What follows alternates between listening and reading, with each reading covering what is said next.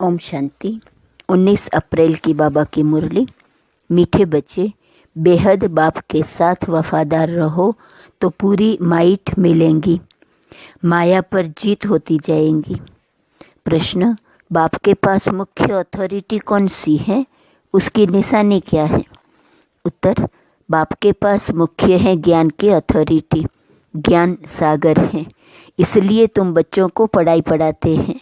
आप समान नॉलेजफुल बनाते हैं। तुम्हारे पास पढ़ाई की एम ऑब्जेक्ट है। पढ़ाई से ही तुम ऊंच पद पाते हो। गीत, बदल जाए दुनिया ना बदलेंगे हम। ओम शांति। भक्त भगवान की महिमा करते हैं। अब तुम तो भक्त नहीं हो, तुम तो उस भगवान के बच्चे बन गए हो। वह भी वफादार बच्चे चाहिए।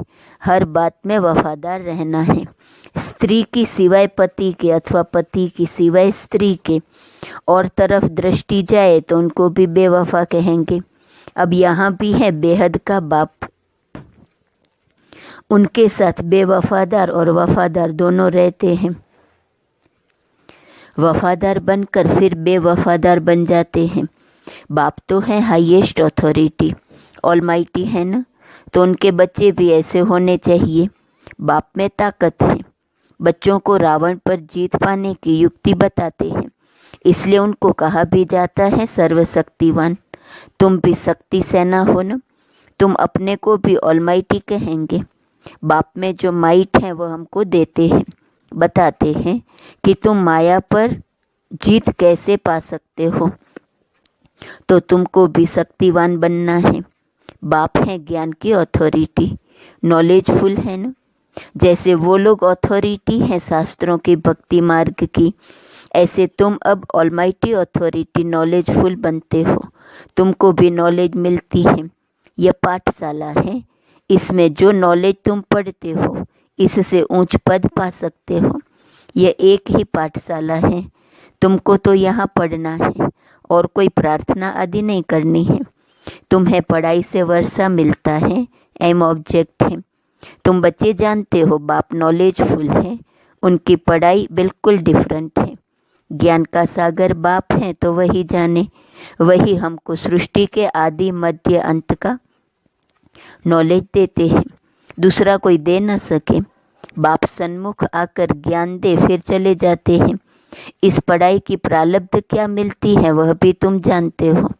बाकी जो भी सत्संग आदि है वह गुरु गोसाई है, वह सब है भक्ति मार्ग के। अब तुमको ज्ञान मिल रहा है, यह भी जानते हैं कि उनमें भी कोई यहाँ के होंगे तो निकल आएंगे। तुम बच्चों को सर्विस की भिन्न भिन्न युक्तियाँ निकालनी है, अपना अनुभव सुनाकर अनेकों का भाग्य बनाना है। तुम सर्विसेबल बच्चों की अवस्था बड़ी निर्भय, अडोल और योग युक्त चाहिए। योग में रहकर सर्विस करो तो सफलता मिल सकती है। बच्चे, तुम्हें अपने को पूरा संभालना है, कभी आवेश आदि न आए। योग युक्त पक्का चाहिए। बाप ने समझाया है, वास्तव में तुम सब वानप्रस्थी हो, वाणी से परे अवस्था वाले। वानप्रस्थी अर्थात वाणी से परे, घर को और बाप को याद करने वाले। इसके सिवाय और कोई तमन्ना नहीं। हमको अच्छे कपड़े चाहिए, यह सब है छीछी तमन्नाएं। देह अभिमान वाले सर्विस कर नहीं सकेंगे, देही अभिमानी बनना पड़े। भगवान के बच्चों को तो माइट चाहिए, वह है योग की। बाबा तो सभी बच्चों को जान सकते हैं ना, बाबा झट बता देंगे यह खामियां निकालो। बाबा ने समझाया है, शिव के मंदिर में जाओ, वहाँ तुमको बहुत मिलेंगे। बहुत हैं जो काशी में जाकर वास करते हैं, समझते हैं काशीनाथ हमारा कल्याण करेगा। वहाँ तुमको बहुत ग्राहक मिलेंगे, परंतु इसमें बड़ा सुरूढ़ बुद्धि चाहिए। गंगा स्नान करने वालों को भी जाकर समझा सकते हैं, मंदिरों में भी जाकर समझाओ। गुप्त वेश में जा सकते हो, हनुमान का मिसाल हो तो वास्तव में तुम न जुतियों में बैठने की बात नहीं है, इसमें बड़ा समझू सयाना चाहिए। बाबा ने समझाया है, अभी कोई भी कर्मातीत नहीं बना है, कुछ न कुछ खामियां जरूर हैं। तुम बच्चों को नशा चाहिए, कि यह एक ही हट्टी है जहाँ सबको आना है। एक दिन यह सन्यासी आदि सब आएंगे। एक ही हट्टी है तो जाएंगे कहाँ? जो बहुत भटका हुआ होगा उनको ही रास्ता मिलेगा और समझेंगे यह एक ही हट्टी है। सबका सदगति दाता एक बाप है न। ऐसा जब नशा चढ़े तब बात है। बाप को यही औना है न। मैं आया हूँ पतितों को पावन बनाए, शांतिधाम सुखधाम का वर्षा देने। तुम्हारा भी यही धंधा है, सबका कल्याण करना है। यह है पुरानी दुनिया। इनकी आयु कितनी है? थोड़े टाइम में समझ जाएंगे यह पुरानी दुनिया खत्म होनी है। सभी आत्माओं को यह बुद्धि में आएगा नई दुनिया की स्थापना हो तब तो पुरानी दुनिया का विनाश हो। आगे चल फिर कहेंगे बरोबर भगवान यहाँ है। रचयिता बाप को ही भूल गए हैं। त्रिमूर्ति में शिव का चित्र उड़ा दिया है तो कोई काम का नहीं रहा। रचयिता तो वह है न। शिव का चित्र आने से क्लियर हो जाता है ब्रह्मा द्वारा स्थापना। प्रजापिता ब्रह्मा होगा तो जरूर बीके भी होने चाहिए। ब्राह्मण कुल सबसे ऊंचा होता है। ब्रह्मा की औलाद है। ब्राह्मणों को रचते कैसे हैं यह भी कोई नहीं जानते। बाप ही आकर तुमको शूद्र से ब्राह्मण बनाते हैं। यह बड़ी पैचीली बातें हैं। बाप जब सन्मुख आकर समझाए तब समझे। जो देवताएं थे वह शूद्र बने हैं। अब उन्हों को कैसे ढूंढे, उसके लिए युक्तियां निकालनी है। जो समझ जाए यह बीके का तो भारी कार्य है। कितने पर्चे आदि बांटते हैं। बाबा ने एरोप्लेन से पर्चे गिराने लिए भी समझाया है। कम से कम अखबार जितना एक कागज हो, उसमें मुख्य पॉइंट्स सीढ़ी आदि भी आ सकती है। मुख्य है अंग्रेजी और हिंदी भाषा।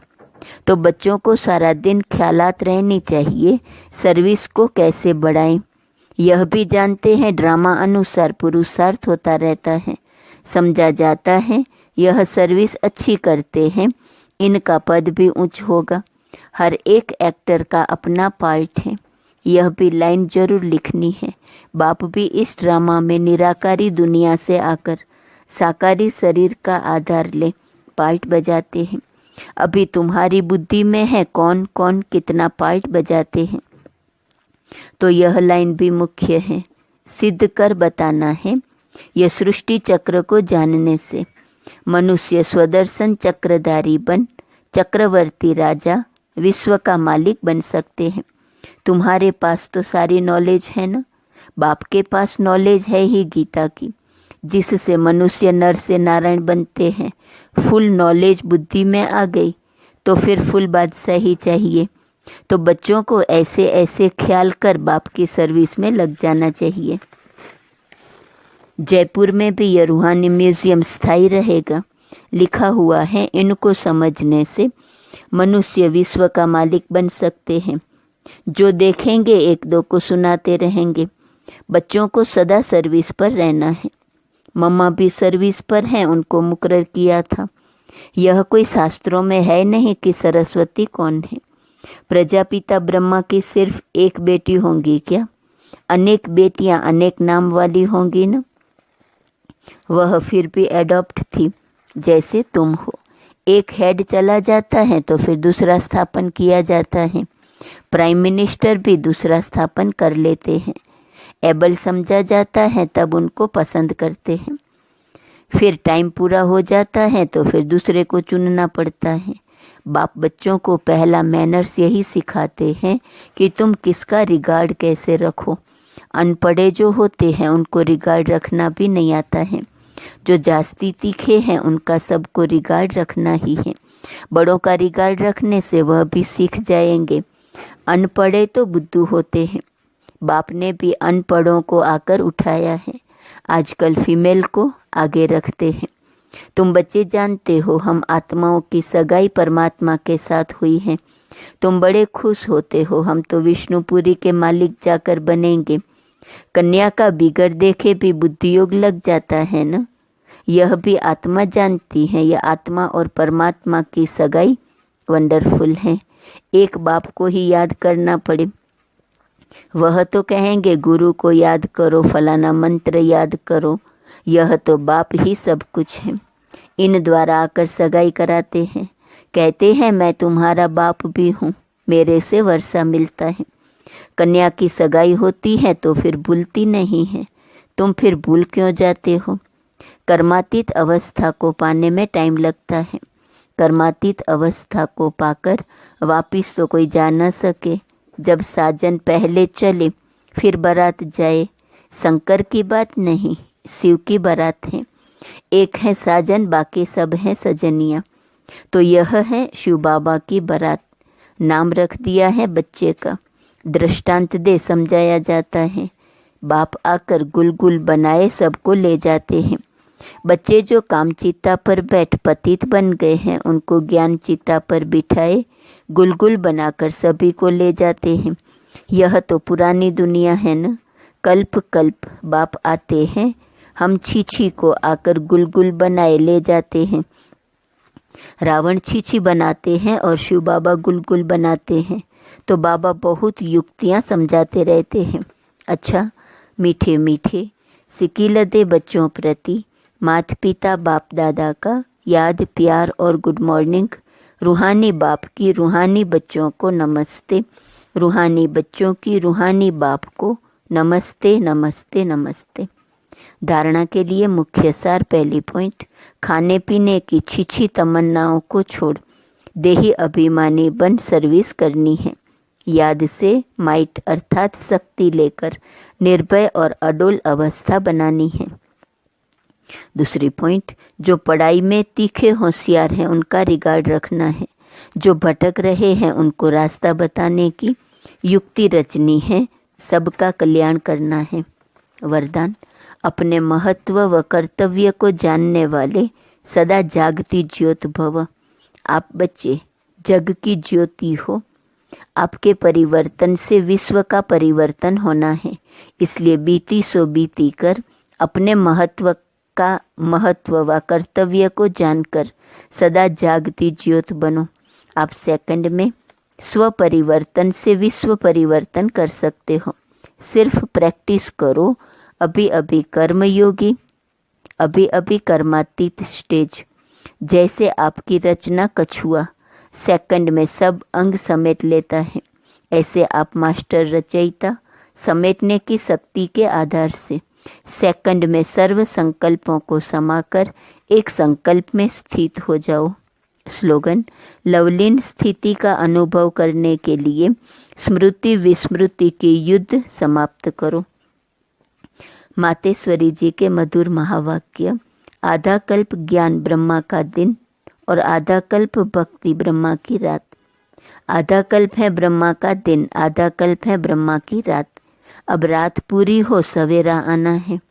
अब परमात्मा आकर अंधियारा का अंत कर सोजरे की आदि करता है। ज्ञान से है रोशनी, भक्ति से है अंधियारा। गीत में भी कहते हैं, इस पाप की दुनिया से दूर कहीं ले चल, चित्त चैन जहाँ पावे। यह है बेचैन दुनिया जहाँ चैन नहीं है। मुक्ति में न है चैन न है बेचैन। सतयुक्त रहता है चैन की दुनिया। जिस सुख धाम को सभी याद करते हैं, तो अब तुम चैन की दुनिया में चल रहे हो। वहाँ कोई अपवित्र आत्मा जा नहीं सकती। वह अंत में धर्मराज के डंडे खाए कर्म बंधन से मुक्त हो शुद्ध संस्कार ले जाते हैं, क्योंकि वहाँ न अशुद्ध संस्कार होते न पाप होता है।